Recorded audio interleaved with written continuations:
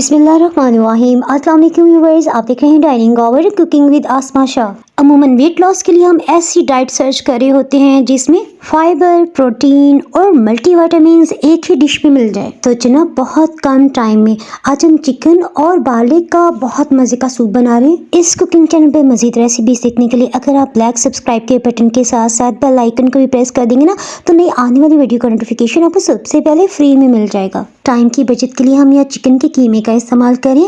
Chicken कीमा लाते हैं ना, मैं अच्छी तरह से इसे 3-4 पानियों में मोटी छलनी में डालते हुए धो लेती हूँ। कीमे में से पानी अच्छी तरह से निकल जाए, हम इसे अच्छी तरह से छटक लेने के बाद इसे रख देंगे 1 घंटे के लिए। उसके बाद आप जिस भी डिश में चाहे इसे यूज़ कर सकते हैं। हम यहाँ सिर्फ 1 कप चिकन कीमा इसमें इस्तेमाल करेंगे। जौ के दाने अगर हाफ रोस्ट होना तो उन्हें भी बॉयल करने में काफ़ी टाइम लगता है। टाइम सेविंग के लिए हम यहाँ जौ का दलिया ले रहे हैं, 4 खाने वाले चम्मच है।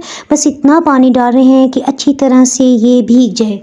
ये जौ का दलिया तकरीबन 3 से 4 मिनट्स में फूल जाएगा। इसके साथ ही हम हीट को ऑन करते हैं, तकरीबन 3 टेबलस्पून ऑयल डाल देते हैं। ऑयल को कढ़ाई में अच्छी तरह से फैला देते हैं। हीट को हमने मीडियम लो रखा है ताकि एक दफ़ा अच्छी तरह से प्रीहीट हो जाए। इसमें 1 कप कीमा डाल दिया है। कीमा ये हाथ से किया हुआ है, थोड़ा मोटा मोटा सा ना, तो जब ये सौटे कर लेंगे तो छोटे छोटे चंक्स में बदल जाएगा। अगर आपके पास चिकन फिले है तो आप उसे बॉयल कर लेने के बाद छोटे छोटे पीसेस में कट कर सकते हैं। चिकन को जब इस तरह से सौटे किया जाता है तो इसमें जो भी स्मेल होती है ना, वो ख़त्म हो जाती है। हीट से मतलब मैं आपको बता दी चलो, हमने मीडियम लो रखी हुई है।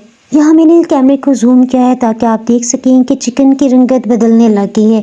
लेकिन देखें अभी इसमें थोड़े थोड़े से जूसीस हैं।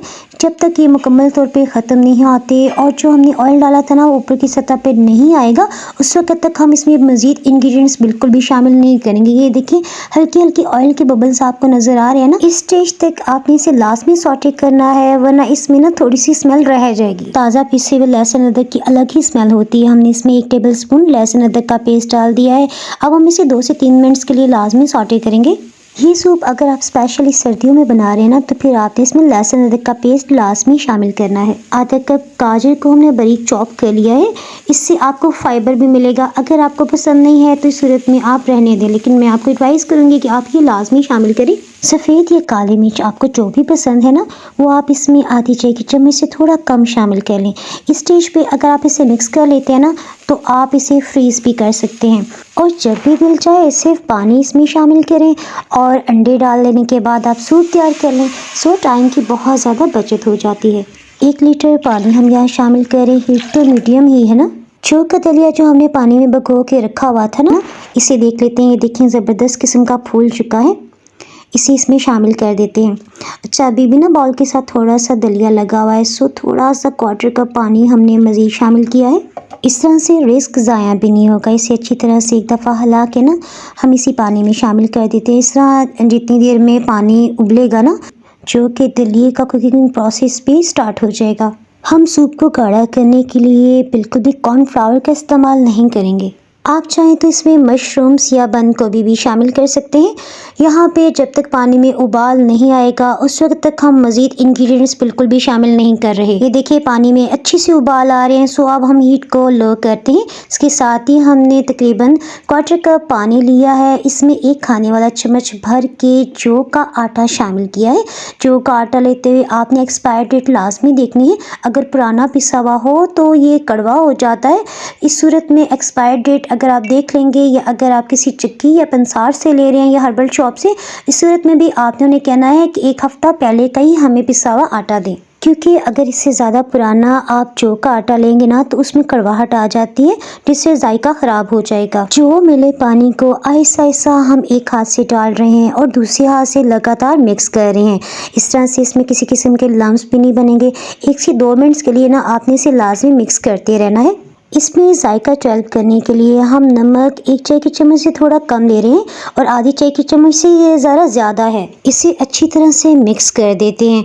आहिस्ता आहिस्ता बिल्कुल लो हीट पे पकने से पानी भी कम होता चला जाएगा और दलिए को पकने का पूरा टाइम मिलेगा। और जैसे जैसे दलिया इसमें पकता चला जाएगा ना, तो ये सूप मज़ीद गाढ़ा हो जाएगा। हरी मिर्च में भी विटामिन सी काफ़ी मिकदार में होता है। हमारे घर के कुछ फैमिली मेम्बर्स जो हैं वो चिली सॉस को या हॉट सॉस को पसंद नहीं करते। उनके लिए मैं इसमें तीखी वाली एक हरी मिर्च को बस दरमियान से कट करके शामिल कर रही हूँ।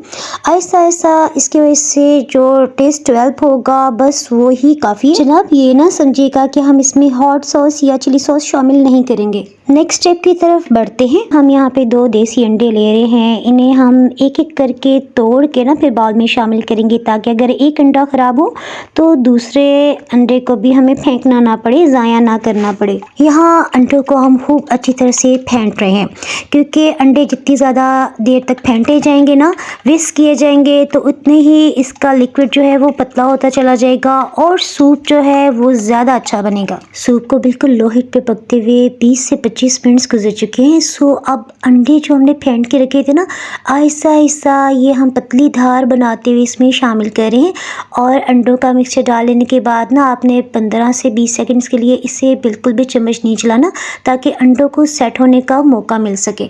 इस वीडियो के डिस्क्रिप्शन में मैं मुख्तलिफ तरह की सूप की रेसिपीज़ ऐड कर दूंगी जिसमें आपको चिकन सूप, अमेरिकन सूप के साथ साथ टर्किश सूप की सुपर डुपर रेसिपीज़ मिल जाएंगी।